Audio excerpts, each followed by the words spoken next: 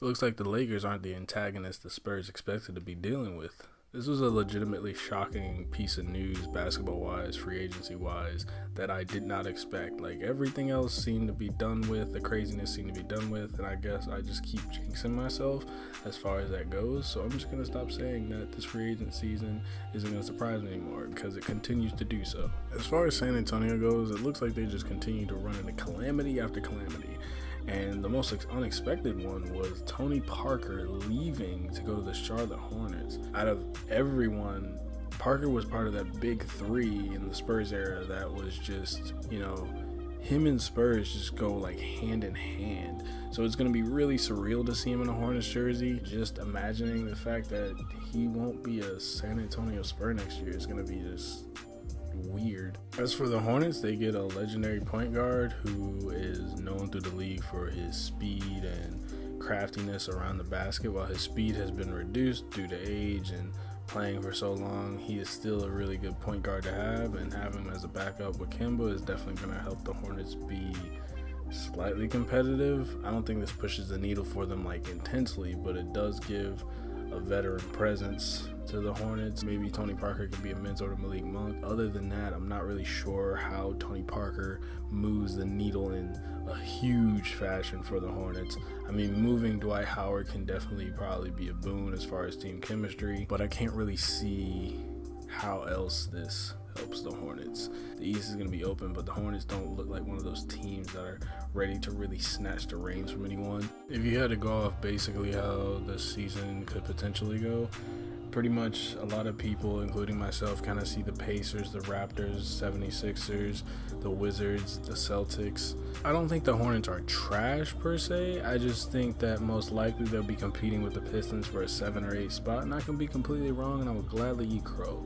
But unfortunately, the way that the Hornets have been going for a while now, they kind of have momentum occasionally, but nothing ever really seems to be consistent about that team. It seems they're usually stuck in the bottom rung of the East, but hopefully they do improve, and hopefully they find other ways to make moves. It looks like they're still pretty cash strapped since they did the trade with just to get rid of Dwight Howard. They still took on a lot of salary. They got some picks, but they did take on some salary. So we'll see how the Hornets handle this upcoming season, especially with a newcomer like Tony Parker. Obviously, people are going to speculate immediately. They're going to say, well, why is Tony Parker leaving? Before we even get into that question, it looks like Kyle Anderson could potentially be on the move too if the Spurs do not match the offer sheet he signed with the Grizzlies. I believe it's a 3-year, $48 million deal. I'm doing this off the top of my head right now.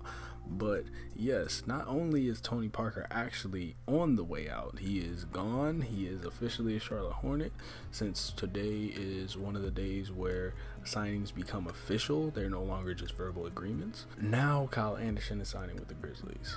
And suddenly the Spurs are just losing players left and right, with Kawhi looking like he's out the door soon. And I'm just wondering how this will affect Kawhi's potential of staying, if it still exists, how it affects him leaving, how it affects the Spurs' negotiation tactics, because now they aren't able to say, oh, we're fielding the exact same team, because we don't know if they're going to match it yet. They haven't as of yet.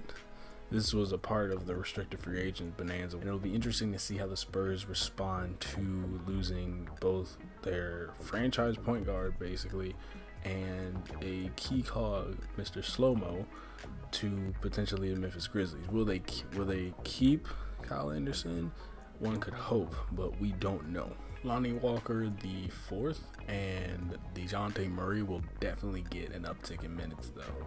If anything, Tony Parker's leaving unfortunately doesn't give him that comfortable veteran presence and invaluable lessons that veterans can teach players, but they'll be able to get more minutes and they'll be able to learn the Spurs way, because they're still Spurs players. They're like Manu at the very least, and Tim Duncan still works with the franchise, so it's not like they're losing everything.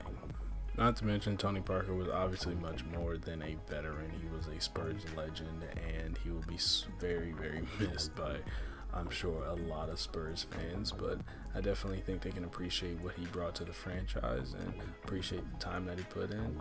And now we'll see him retire on the Charlotte Hornets. Even if the Charlotte Hornets somehow just go completely God Destructo mode and manage to defeat everyone and win a title, Tony will forever be remembered as a Spur. He plays there for 16 years.